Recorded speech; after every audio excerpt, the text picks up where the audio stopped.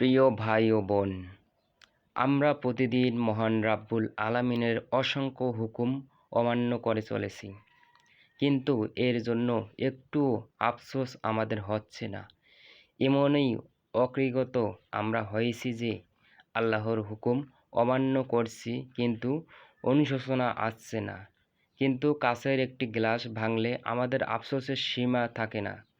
ব্যবসায়ী তার ব্যবসা লোকসান হলে দুঃখ শোকে অসুস্থ হয়ে যায়। সরকারি হুকুম অমান্য করলে শাস্তি হয়।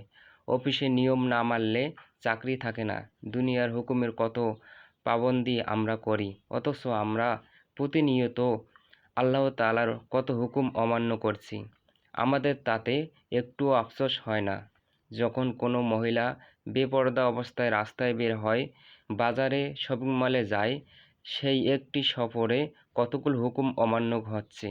একজন ব্যবসায়ী যখন অবৈধ লেনদেন করে, তার এই একটি লেনদেনে সে কত ইলাহি হুকুম অমান্য করছে।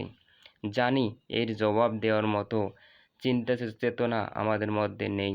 ভাই ও বোন, একটি গ্লাস ভাঙার কারণে আমাদের এত কষ্ট হয়, ব্যবসায় লোকসান হলে আমাদের আফসোস হয়, আর মহান রবের অসংখ্য হুকুম অমান্য করার অনুশোচনা আক্ষেপ আমাদের অন্তরে আসে না। সেই মানসিকতা লোপ পেয়ে গেছে।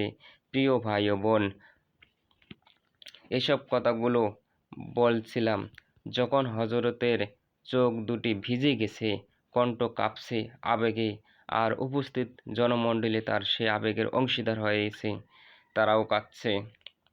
তারপর তিনি আবার বলতে শুরু করলেন, মূল্যায়ন তো হবে আমাদের আমলের। আপনার চেহারার মূল্যায়ন হবে না, আপনার সুঠাম তাগড়া দেহের মূল্যায়ন হবে না, আপনার রূপ সৌন্দর্যের মূল্যায়ন হবে না। আল্লাহ পাকের দরবারে আপনার আমলই মূল্যায়ন হবে। মিজানের পাল্লায় আপনার আমলগুলোই আপনার মূল্যায়ন করবে। সেই আমলের ব্যাপারে আমরা এত অবহেলা কেন করছি? নামাজ ছেড়ে দিচ্ছি, রোজা রাখছি না, জাকাত দিতে অনীহা কেন ভাই?